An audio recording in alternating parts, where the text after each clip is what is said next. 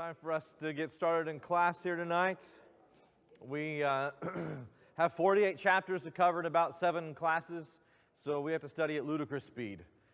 So we have to go rather fast in our studies, and so there will be things that I will just briefly mention, and maybe from time to time you might hear me say, "Man, I wish we had more time to look at that," but just put a star there and say, hey, that's something I'll study on my own or whatever. Or you might see some bulletin articles about that. I don't know. We'll see.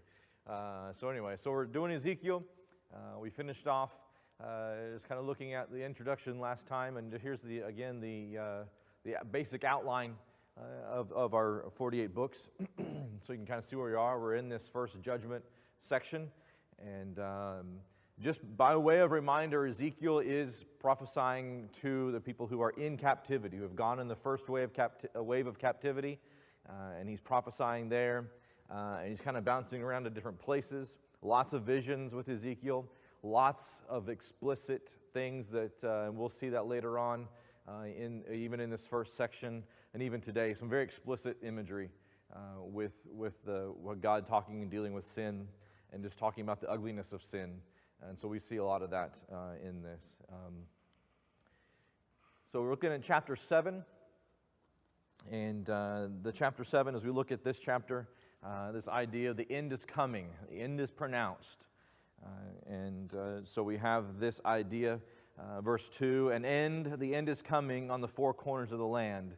And remember that God talks to Ezekiel and basically calls him Son of Man throughout the whole book. Son of man, do this thing. Son of man, do this thing. Son of man, do this thing. That's something that repeats. Something else that repeats, we'll see a lot in this chapter and other chapters, is thus they will know that I am the Lord. We saw chapter 6 end with that phrase, and we saw it several times in chapter 6. We'll see it again here in chapter 7. And so these things are happening so they will know that I am the Lord. Because what have they forgotten? That God is the Lord, right? They've forgotten these things. So he's reminding them, but he has to go to a very far thing. Now, I want to notice, if you want to take some time and count, I didn't take the time to count, but you can do that in verses 3 and 4. You see this word used over and over again. The end is upon you, and I will send my anger against you, and you, and your, and your, and you, and you see that over and over again. Who's accountable for these actions? They are, right? God is pointing out here, you are reaping what you have sown. And what's interesting, if you also, as you read through this, circle where God says, my. He says, throughout this, in this section that we're looking at tonight, he talks about here in verse 4, my eye will have no pity. He talks about my face. He talks about my sanctuary. And so it's interesting to say this separation language kind of imagery we have. There's you and yours over here, and there's what's mine. And there's this, we see this separation with the people. So we have the end is coming. Then we have this unique disaster. And he says in verse 5, thus says the Lord God, a disaster, a unique disaster, behold, is coming. An end is coming. And the end is come, is awakened against you. Behold, it has come. And you see this God just kind of shouting this message to them, and Ezekiel shouting this message. This doom is pronounced. In verse 8, I will shortly pour out my wrath on you and spend my anger against you and judge you according to your ways and bring on you all your abominations, verse 8. This is again, we see that repeated from verses 3 and 4. We see this kind of sandwich here of God pronouncing judgment. And verse 9 starts with, my eye will show no pity, nor will I spare. I will repay according to your ways. And so again, in verse 9, then you will know that I, the Lord, do the smiting. I'm the one that's doing this. This is what I'm doing. And so we have this unique disaster. Then a rod of wickedness. Violence has grown, verse 11, into a rod of wickedness. None of them shall remain. None of their people, none of their wealth, nor anything eminent among them. So the language that we see here with Ezekiel is rather complete. And we don't see, we see this kind of this happening. Verse 12, the time has come, the day has arrived. Again, this idea that now is the time not of salvation. Now is the time where you're reaping what has been sown. And so we see that here, this rod of wickedness. and then the sword outside and the plague and famine within. This is that idea, again, remember when we talk about this idea of a siege, and the Jerusalem will be sieged, and you'll die with famine and plague. There's no safety inside. There's no safety outside. There's no safe place to hide. If you happen to live, it's because I have allowed you to live, as we kind of see later on tonight in this study. God is saying, if you happen to survive this turmoil, it's because I allowed you to survive. And so there is no place, no safe place. Verses 14 through 19. Verse 17, all hands will hang limp, all knees will become like water. It's interesting to look at that idea when God is pronouncing judgment, and then fast forward over into Hebrews chapter 12. In Hebrews chapter 12, the imagery is used, strengthen up your feeble knees, your hands that are limp. God's given you reason to have strength. Here, he's taken that away. But in the future, there'll be time when that's different. Again, we don't have time to dive into all that. Verse 19, their silver and their gold will not be able to deliver them in the day of the wrath of the Lord. There's nothing that they held precious will deliver them. Their silver and their golden idols that they had prayed to about will not save them. The money that maybe they had trusted in will not save them. They're not going to buy their way out from captivity. None of those things, none of their wealth will be able to save them. And so this is not a situation any of us would want to be in. And then we see the temple being profaned. And he said, they transform the beauty of his ornaments into pride. Tie that in down in verse 24. I will also make the pride of the strong ones cease, and their holy places to be profaned. He uses that idea of pride in relationship to, we'll see in next chapter, in relationship to their idols. The pride of them were their idols. Look at our idols. Look at what we have made. Look at what we have fashioned with our own hands. Look at what we have done. This became their pride, not God. Not his holiness, not who he was no longer their pride. It was their idols. Of course, we have ceased from that today, right? We have no pride in anything that we have made or fashioned with our own hands. It's one thing to have pride in craftsmanship, being able to make something, but it's another thing to have pride and trust in something other than God, right? That's a completely different thing. And so that's what we see here. And he says in verse 22, again, my face, I will also turn my face from them. And so he said, they have entered into my secret place, and robbers will enter in. Nothing's going to be saved. All their holy places will be profaned, just like they've profaned his. And then verse 25, when anguish comes, they will seek peace, but there will be none. So here's the God of all comfort saying, because you have done this thing, when you seek peace, there will be no peace. This is not a pronouncement we would want to be receiving from God, is it? Or anybody would want to be receiving from God. Verse 27, everybody's going to mourn. The king will mourn, the prince will be clothed with horror, and the hands of the people, and land will tremble. Into verse 27, what does he say? Into verse 27. Why is he doing this? And they will know. Slightly repetitive, right? But he's dealing with a hard-headed people. And he says, and they will know that I am the Lord. That I am the Lord. As we finish that up in chapter 7. So we see this end pronounced in chapter 7. And so we see this happening. Now, chapter 8 opens up with another date stamp. It came about in the 6th year on the 5th day of the 6th month. And again, this is correlation with the exile of the king. And so this is about September 17th of the year 592. If you want to, put that out there, we can get pretty close with the date on these things because of not only the information we have in the Bible, but other sources allow us to date these things pretty close. So September 17th, 592. We don't know what time of day necessarily, but he said he was sitting in the house with the elders of Judah, and we have this other vision. Now, chapter 8, the vision is tied very closely with the temple. Chapter 8 through 11, essentially, the visions are tied closely with areas in the temple. So I wanted this picture to be up there so we can remind ourselves of how Solomon's temple was laid out. We can kind of see in our mind's eye these things going from place to place around the temple. What we're also going to see in chapter 8, as he is kind of transported in this vision, he says, and then I looked, and behold, the likeness of the appearance of a man. And we see in verses, the glory of God, verses 1 through 4.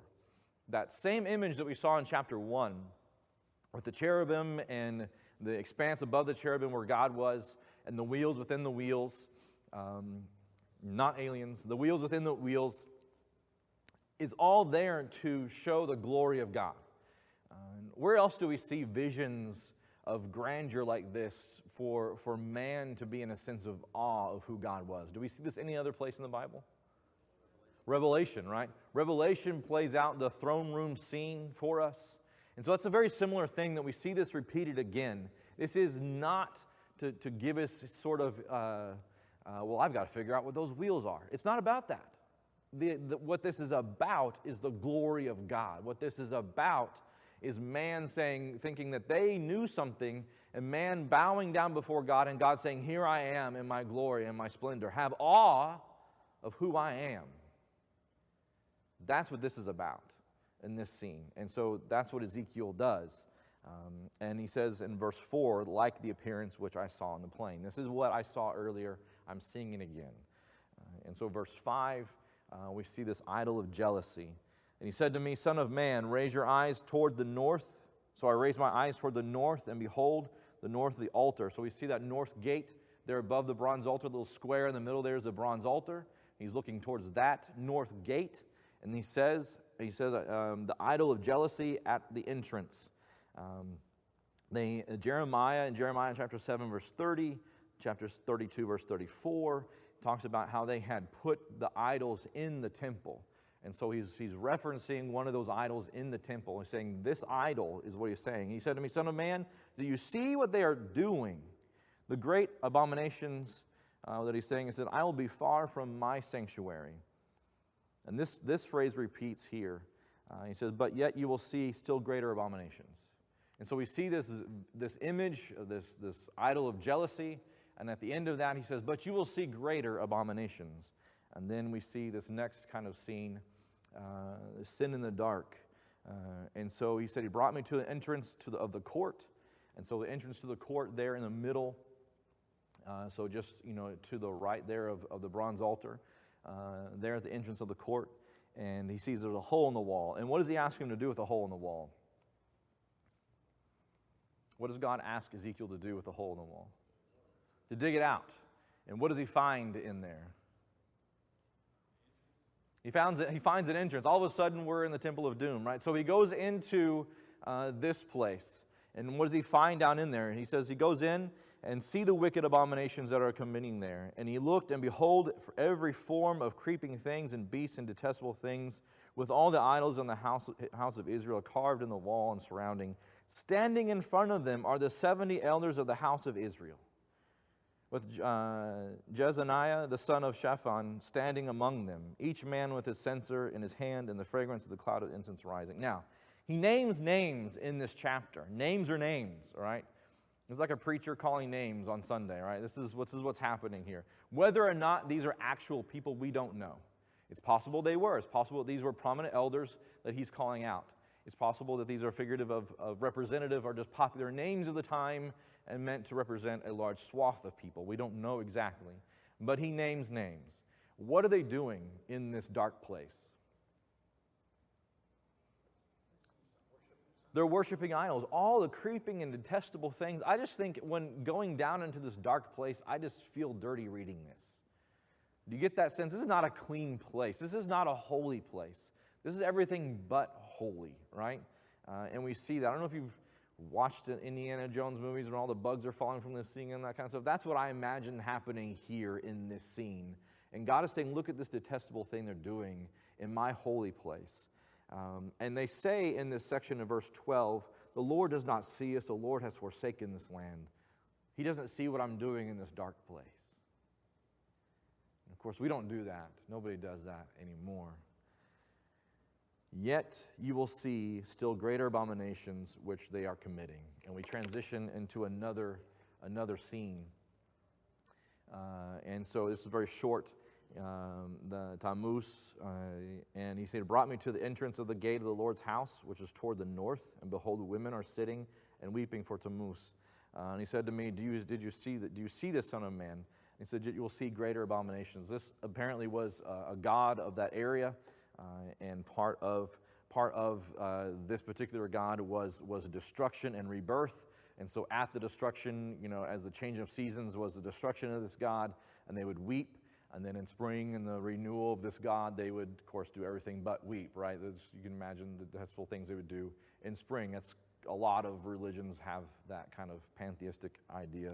And so that's what this possibly being done here in this place. And so he mentions this, and we see this happening.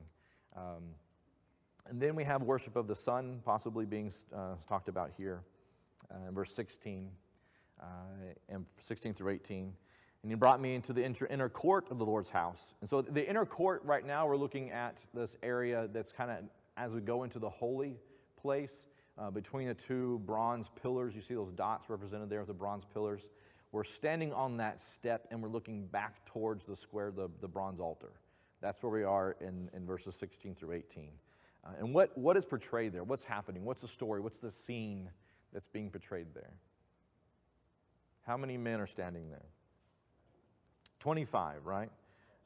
And so their backs are to the temple, their faces toward the bronze. Some have said that possibly this is like a representative of the king, and then one or two of every tribe of Israel. We don't know, but 25 are there, right? And what does God say in verse 17? Would somebody read verse 17 for us?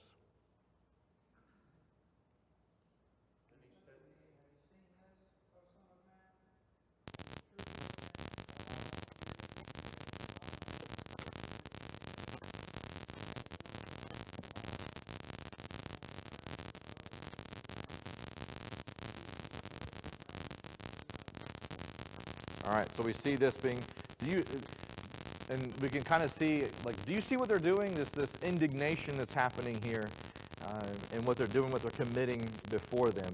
And his response then in verse 18, therefore, I indeed will deal in wrath. My eye will have no pity, nor will I spare. And though they cry in my ears with a loud voice, I will not listen to them. Again, circle my eyes, my ears will have nothing to do with them. And I will... and so he says, we finish this scene here in chapter 8, there there on the steps there of the temple. Now the next chapter, chapter 9, is rather bleak. It is not anything, and it's something that's almost out of a horror movie, as we see in chapter 9. And so we have in verses 1 and 2, the executioners are called. He says, then he cried out in my hearing with a loud voice, saying, draw near, O executioners of the city, each with his destroying weapon in his hand. And behold, 6 men came from direction of the upper gate, which faces north, each with his shattering weapon in his hand. And among them was a certain man clothed in linen, with the writing case at his loins, and they went in and stood beside the bronze altar. So they're coming from that north gate, and they're walking down towards that bronze altar. And I do not imagine that these executioners are nice-looking young men, right? They're coming in with their destroying weapons. We have no idea what that is. I have my ideas with what they are, but it's because I've seen a lot of horror movies, okay? So they have their destroying weapons that they're coming in and standing beside the bronze altar. And you have one with a writing instrument, one clothed in linen. And so they're standing there. Then the glory of God, Israel went up from the cherub. And so we see the glory of God moving from place to place, always above the cherub, never touching any of these things, always kind of using the cherubs as a buffer of his holiness, of his purity, kind of a buffer between all these things that are taking place. And he goes up into the threshold of the temple, and he called to the man clothed in linen, at whose loins was a writing case. And the Lord said to him, go through the midst of the city, even through the midst of Jerusalem, and put a mark on the foreheads of the men who sigh and groan over all the abominations which are being committed in its midst. Why is that significant? Why is that significant? Saving the ones that are following him. Yes, sir. Does God know those who are his? Yes, he does. Right? Even when we looked at the end of the book of Malachi, we had that message. Those who were speaking against God listened, his ear turned to them. We see here God marking those who are His. The same kind of imagery is used even in the book of Revelation, talking about those who are His, marked those who are His. So we see that imagery here again. Then we have this contrast. But to the others, He said in my hearing, go through the city after him and strike, and do not let your eye have pity, and do not spare. Utterly slay old men, young men, maidens, little children, and women, and do not touch any man on whom is the mark. But you shall start from my sanctuary. So they started with the elders who were before the temple. And they went out. That is a rather somber reminder of the seriousness of sin. And that's our takeaway from at least chapter 9, from this whole book. But from chapter 9 is the seriousness of sin. Sin does not spare. Sin contaminates. And we have to do everything we can to stop that from contaminating those that we love around us. That's a somber lesson. I'm sorry that I didn't write it, Ezekiel did. God had it written, but it's a somber lesson as God begins this judgment that's upon them. In verse 8, as they are striking the people, I alone was left. Imagine the imagery that's here, and imagine being Ezekiel, the one seeing this. God showing this to Ezekiel, I imagine, and this is just me, but I imagine that if I was Ezekiel and I was seeing these things taking place, that I would be all the more boldened to speak on behalf of God to make sure this didn't happen again. Because He's not done. We're in chapter 9 of 48 chapters. He's not done delivering God's message. And I would hope that He would be more boldened to continue doing that. But He says, alas, Lord God, are you destroying the whole remnant of Israel by pouring out your wrath on Jerusalem? And so He begins, we have the execution, then we have the sin of Israel, and God is saying, this is a sin. He says in verse 9, the Lord has forsaken the land, and the Lord does not see. And this is important. So this is what they're saying. They're saying the Lord has forsaken. They're saying God doesn't even know what's going on. And He says, but as for me, my eye will have no pity. I will bring their conduct upon their heads. They're the issue. He says the sin of Judah is very, very great. Yes, sir. It's an interesting statement when you just said that God was marked on those who were His people, and then He says He'll destroy all the residents. Well, obviously He's not going to destroy those with the mark. Mm-hmm. So there's a little bit, maybe it's just the angle you'll see in this imagery. Yes, so He's not destroying. So Ezekiel saw Him actually putting marks on people, hopefully. So there were those that were saved, and so He's saying, are you going to destroy everybody? Maybe it's just the disparity between the very few marks there were and just the totality of the destruction of everybody else, that in that disparity He cries out, obviously not literally He's going to destroy everybody, but it feels like He's destroying everybody. Because maybe there's just so few of those that are marked. And so what's interesting in verse 11, the man clothed in linen comes back and says, I have done just as you have commanded me. And so we see that happen, and that is taking place. But it's interesting, the fault is not laid at God's feet. The fault is laid at the feet of the sinners. It is their iniquity. I will bring their conduct upon their heads. This is what they sowed. And so we see this dark image in chapter 9 with the sins of Israel. And then we're not done with the temple. In chapter 10, we see this coals of fire. The one and with white clothed in white linen is asked to take coals. He said, he spoke to the man clothed, in verse 2, enter between the whirling wheels under the cherubim and fill your hands with coals of fire from between the cherubim and scatter them over the city. What were done with coals that we saw maybe in Isaiah? What was done? Why would He use coals? Why are we thinking to scatter coals all over the city? To burn it? Yeah. To burn. Fire is seen as a purification element, isn't it? We see fire that purifies faith, that burns off dross. We see fire that burns away the chaff and burns away those things that won't stand. And with Isaiah, when he says, behold, I'm an unclean man, I dwell among people of unclean lips, and he uses the coal to kind of cleanse that and say, well, I'll burn that off of you. It's possible that these coals, once the judgment's passed, I'm cleansing it. I'm going to scatter the coals across take coals from a holy place, and we're going to cleanse this. It's possible that's what's being done here. And so that is what's taking place. And then there's a lot going on about the cherubim and going in and grabbing these coals. And the cherubim stretched out his hand in verse 7. And so we see that take place. And then verse 9 through 14, there's this description of the whirling wheels. What are these things? We don't know. They're called whirling wheels. That is all we know about them. And what you can divine from the description in the text is as much as we know about them. If you want to go online and Google pictures of these things, there are 100 different ways people draw these things. Some with spacesuits, some without spacesuits, all right? But there are 100 different ways that people draw these whirling wheels. Again, we can't get lost on the whirling wheels. That is, the whirling wheels aren't the focus here.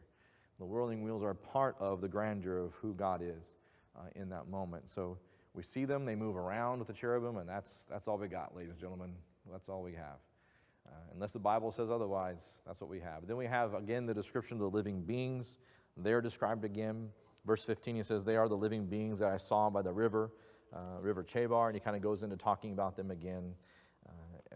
So he begins just giving us more information about them. But verse 18, then the glory of the Lord departed from the threshold of the temple and stood over the cherubim. So again, this idea of being close proximity to the cherubim, the glory of God, that glory, that Shekinah glory, and the presence of God on earth.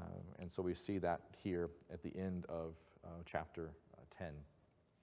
Chapter 11, we have the men who devise iniquity. As we see here, opening up verses 1 through 4, and again, naming names. He says, and behold, there were 25 men at the entrance of the gate. Among them I saw Jezaniah, son of Ashur, and Pelathiah, son of Benaiah, leaders of the people. So these were those who were that faced eastward, again, going to that kind of gate there in the middle, facing eastward. And so these are the men who devise iniquity and give evil advice to the city. These are the ones that say the time is not near to build houses. Because Jeremiah chapter 29, if you want to write out to the side of here, Jeremiah chapter 29, verses 4 and 5. Jeremiah, when he was pronouncing judgment from God, he said, you're going to go over into captivity, and you're going to build houses and plant gardens when you're in captivity. What does that mean? Why would I be building houses and planting gardens? How long am I going to stay there if I'm building a house? You're going to be there a while, right? According to investors, if you're going to stay in a place for longer than 5 years, you can buy a house. If you're not staying there longer than 5 years, you don't want to take time to invest in buying a house. You rent, right? So, obviously, they're spending time there for a while. They're buying a house, they're planting gardens, they're doing things that you would do if you're going to be there for a long time. And these people are saying, no. It's not time to build a house. What is he saying? The city is a pot and we are the flesh. The idea that they're inside this cauldron protected from the flame. There's nothing that's going to get in here and get us, right? Of course, we know otherwise. And he says, verse 4, therefore prophesy against them, son of man, prophesy. So God's calling the thunder against these people who are dealing falsely with his message. And so we see this again, the Spirit of the Lord falls on him, and he says, thus says the Lord, which he says every time he speaks on behalf of God. So you think, house of Israel, for I know your thoughts. That should be a scary thing, right? I know your thoughts. I know what's going on. You have multiplied your slain in the city, filling its streets with them. The reason they've multiplied the slain in the city is because they thought, oh, yeah, there's nothing going on. They cried peace, peace when there was no peace, which is what Jeremiah had against them at the same time. There was no peace. There was going to be no peace. And they cried and they lied to them about what's going on. Your slain whom you have laid in the midst of the city are flesh, and the city is a pot, but I will bring you out of it. You have feared the sword, so I will continue. I'll bring the sword on you. Verse 8. In verse 10, here it is again. So you shall know that I am the Lord. Verse 12, thus you will know that I am the Lord, for you have not walked in my statutes, nor have you executed my ordinances, but have acted according to the ordinance of the nations around you. And then verse 13, he calls somebody out again. the same guy he said earlier, Pelatiah, son of Benaiah, died. He just dropped dead. And again, he'll ask God, will you bring the remnant of Israel to a complete end? And so we see compassion, we see hurt on behalf of Ezekiel seeing these things. But God is saying they are the ones that brought this upon themselves. That's the message. But with any prophet and with any message of God, especially, we have these short respites here. There is a future restoration. God, with his prophets, except for a very few, there's always this idea of future restoration. This will not last forever. There will be a time when things will come back. And for lack of time, he basically says, I will be their sanctuary in captivity. They go into captivity, and I will be their sanctuary in captivity. I'm taking care of them by sending them into captivity, is this idea here. Verse 19 is very important. He says, and I will give them one heart and put a new spirit within them, and I will take their heart of stone out of their flesh and give them a heart of flesh. And they will walk in my statutes and keep my ordinances and do them, and they will be my people, and I will be their God. If you want to write out beside there, Jeremiah chapter 31 through 34, the same similar idea is being stated there in Jeremiah. Also write out there Hebrews chapter 8, verses 8 through 12, where that is verbatim stated in Hebrews chapter 8, verses 8 through 12. So Jeremiah 31 through 34, and Hebrews 8 through 12, this idea of future restoration. But those whose hearts go after detestable things, I will bring their conduct on their own heads. And so there's always that back and forth. Then this is interesting. Then the cherubim lifted up their wings and the wheels beside them, and the glory of the God of Israel hovered over them. And the glory of the Lord went up in the midst of the city and stood over the mountain which is east of the city. What is that mountain east of the city? The mountain most close to the Temple Mount? Mount Zion, Mount of Olives. And it's from that place that the glory of God ascends back up, and the vision ends. But that's where God kind of rests at this point. And so that's interesting. So he was in the temple and has gone to these different stations, then goes there to the Mount of Olives. Yes, ma'am.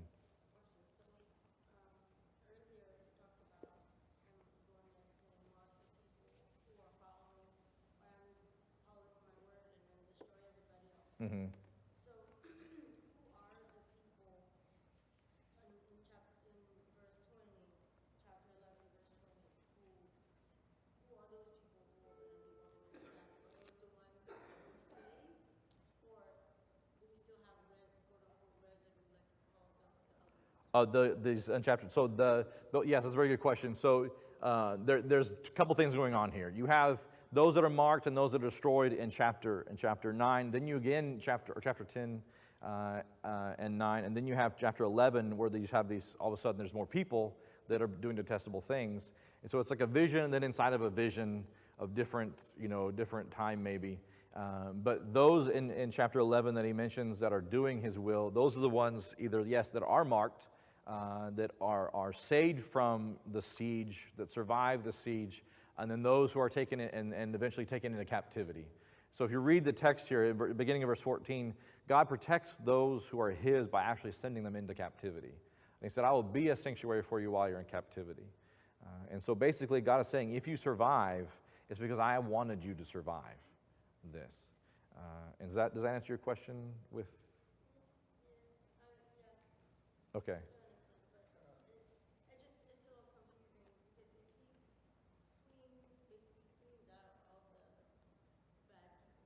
Mm.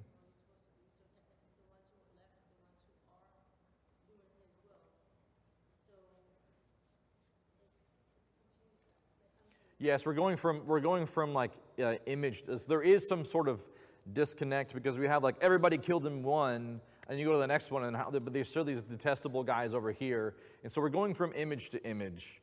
The one image doesn't necessarily bleed over into the other one. Maybe the only connection we have from image to image is that God is still moving from place to place and showing him these different scenes. And also with Hebrew imagery and stuff, and even their history, their history and the way they do things is not linear. Like when we think of something happening, it's very linear. One thing happens after the next. But what they do with their history and things is they'll go up to a certain point, then they'll go back and start over again with here. And so that may be what's happening here with these detestable people on the step. It's going back to them, but eventually they will be destroyed as well. So that's where there's some disconnect there between. That's a very good question, and keeping things kind of on pace. And so we see this remnant, and in the end of chapter 11, he says, "Then I told the exiles all the things." Chapter 11 ends, and he told them what he saw. He talked to the exiles about these things. And so the vision ends. Chapter 12, we start just a new section in chapter 12. All these oracles about Israel and Jerusalem, and we have this symbol that's being used. And he talks about the sign of the exile. And he says, hey, you need to pack up like you're going to exile, and they need to see you going into exile, and they need to see you digging through the wall and trying to get out in exile, and they need to see you doing these things because that's what they're going to do when they're finally sieged in Jerusalem. And he says that's what's going to happen. In verse 6 is very, very important. He says you should do it in their sight, do it in their sight, do it in their sight, verses 4, 5, and 6. And he says, for I have set you as a sign to the house of Israel. Ezekiel, when he takes on this burden, as was translated in other versions, when he takes on this burden, he becomes a sign to the people. His life is completely surrendered to whatever God asks him to do, and his life is a sign to Israel. Every aspect, even the death of his wife in the future, becomes a sign to the people.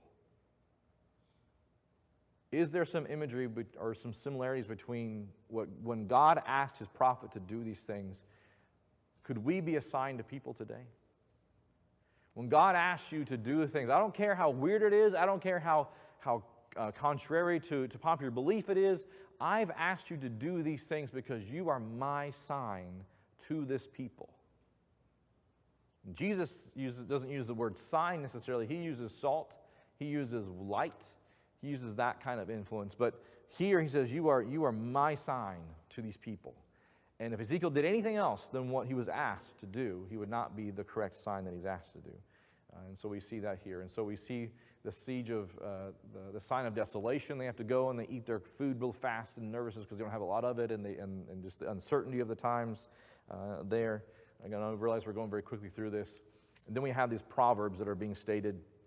The days are long and every vision fails, is what's said in verse 22. These are what the people are saying. He said that God's visions aren't happening, that nothing takes place. And they say down in verse 25, he says, for I, the Lord, will speak, and whatever the word I speak will be performed. It will no longer be delayed, for in your days, O rebellious house, I will speak the word and perform it, declares the Lord. And so they begin saying that nothing happens. The day draws near and every vision is fulfilled. Nothing is even happening that God is saying. Verse 27, the vision that he sees is for many years from now, and his prophecies are for times afar off. And God is saying, no, they're happening now. In your day, you will see these things completed. We've seen that with Isaiah and other prophecies that take place way in the future. And so they're kind of resting on that idea. Well, it's not even going to, in my day, it's not even going to happen. I can do whatever I want. God's not here anymore. We're never going to see that take place. But the message is, no, it's happening now, and you will see it. And so that's none of my words will be delayed any longer, verse 28. So we see these proverbs, and God's turning them on their heads. Thank you very much for your patience as we literally just ran as fast as we could through those chapters. I would encourage you to go back and read some of these and digest some of them and take your time looking over them. Thank you very much for tonight.